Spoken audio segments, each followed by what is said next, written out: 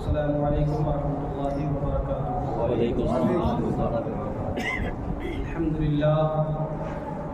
الحمد للہ رب العالمین والعاقبۃ للمتقین والصلاة والسلام علی اشرف الانبیاء والمرسلین وعلی آلہ واصحابہ اجمعین، اما بعد فاعوذ باللہ من الشیطان الرجیم، بسم اللہ الرحمن الرحیم، یمحق اللہ الربا ویربی الصدقات واللہ لا يحب كل كفار أثيم۔ إن الذين آمنوا وعملوا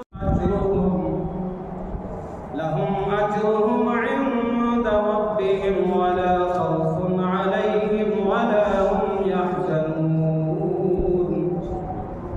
يا أيها الذين آمنوا اتقوا الله وذروا ما بقي من الربا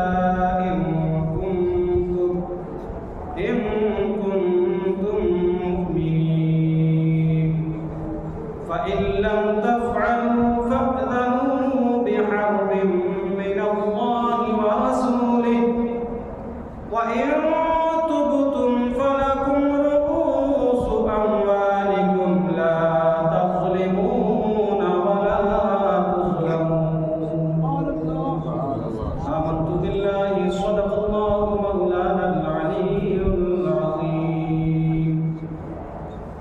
عزیزان ملت اسلامیہ، حضرات محترم، اگر آپ سو نہیں رہے ہوں صوفی صاحب تو میں آپ کے سامنے اس کو مثال سے سمجھاتا ہوں۔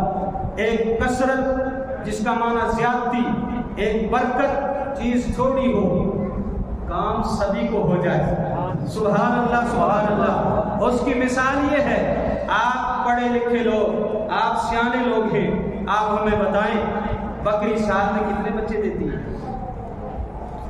حاجی صاحب سوئے ہوئے لیکن پھر بھی بول گئے دو، ایک یا دو، اتنا ہی ہوتا ہے۔ بھینس ایک یا دو، گائے ایک یا دو، جتنے بھی حلال جانور ایک یا دو ماسٹر صاحب۔ اور آپ بتائیں کتیا سال میں کتنے بچے دیتی ہے؟ 4 یا 5، آپ یہ کہہ رہے ہیں 12، اللہ عالم۔ آپ مجھے بتائیں حلال جانور پوری دنیا میں کٹتے ہیں ہر روز ہزاروں کے حساب سے، وہ لوگ کٹتے ہیں کہ نہیں؟ آپ اپنے رجوری کا جائزہ لیں، کتنی دکانیں کھلی ہوئی ہیں جو بکرے کی مارکیٹ ہے، وہاں پر گوشت ملتا ہے ہزاروں کے حساب سے روزانہ یہ جانور کٹے، لیکن سال میں دے کتنی؟ 2 یا 1۔ لیکن ادھر کتیا کوئی دنیا کا آدمی کھانے کے لیے تیار نہیں، لیکن کثرت اتنی کہ ہر دن وہ زیادتی ہو رہی ہے، لیکن کھانے والا کوئی نہیں۔ سمجھ بھی چاہیے۔ لہذا مسلمانوں، تمہاری سود کی مثال کتیا کے بچوں کی طرح ہے جو سال میں 5-6 بچے دے، لیکن کوئی کھانے کو تیار نہیں، بلکہ کتا اگر ساتھ بھی لگ جائے تو عموماً لوگ کہتے ہیں جی کپڑا ناپاک ہو گیا، لوگ کہتے ہیں کہ نہیں؟ حالانکہ یہ بھی مسئلہ آپ کو پتا ہونا چاہیے، کتا اگر سوکھا ہوا ہو، سوکھا ہے نا، تو اس کے جسم سے کپڑا لگنے سے کپڑا ناپاک نہیں ہوتا ہے۔ ہاں، اس کا لعاب لگ جائے، اس کا تھوک لگ جائے، جس کو اپنی زبان میں لیل بولتے ہیں، اگر وہ لگ جائے، یا پسینہ والا ہو، پسینہ لگ جائے، یا بھیگا ہوا ہو اور وہ کپڑے سے لگ جائے، تب کپڑا ناپاک ہوتا ہے۔ جس برتن میں کتا منہ ڈال دے، ہم اور آپ اس کو مانجتے، کیوں؟ ڈاکٹر لوگ بھی کہتے ہیں کتے کی تھوک میں وائرس، لیکن جب ہمارے جانور، حلال جانور، گائے سامنے آتی ہے تو کھل بنڈا ہم اپنے برتنوں میں رکھتے ہیں، اور لوگ رکھتے ہیں کہ نہیں؟ کیوں؟ اس کا تھوک بھی پاک، اس کا پسینہ بھی پاک، اس کا لعاب بھی پاک۔ اگر وہ جانور ہمارے کپڑے سے لگ جائے، کپڑا ناپاک نہیں، کپڑا پاک ہے۔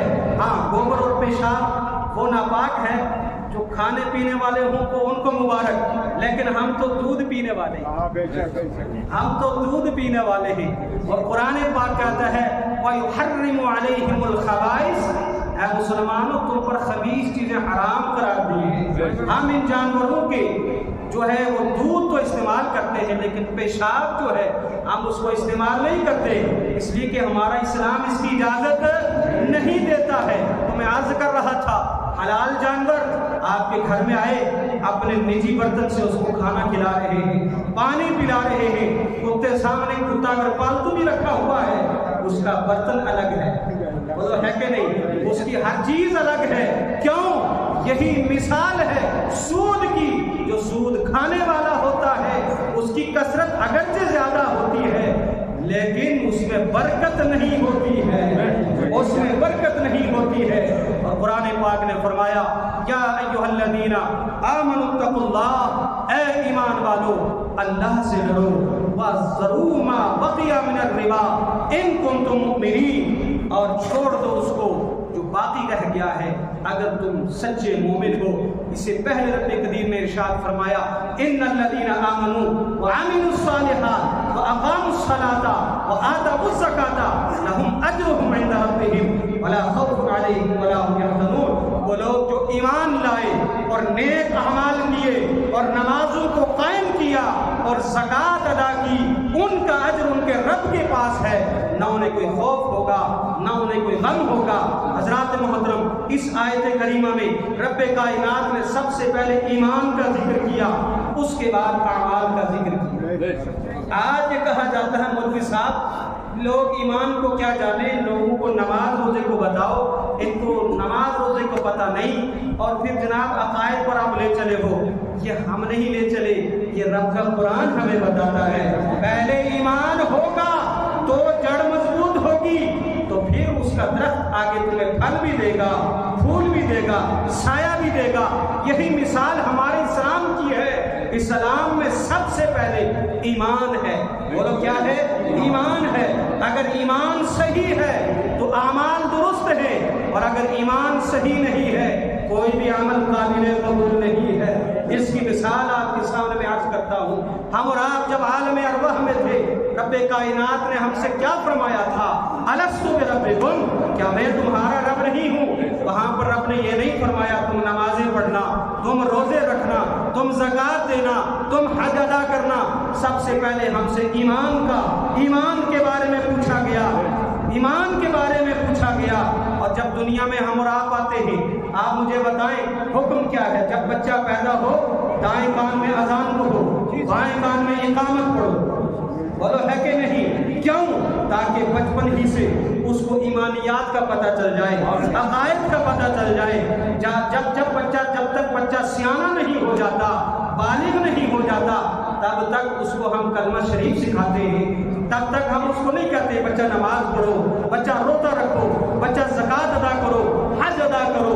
یہ سب ہم اس لیے کرتے ہیں کہ ہمیں عالم ارواح میں ایمان کا وعدہ کیا گیا تھا۔ ہم پہلے ایمان درست کریں گے، اس کے بعد ہم اعمال کریں گے۔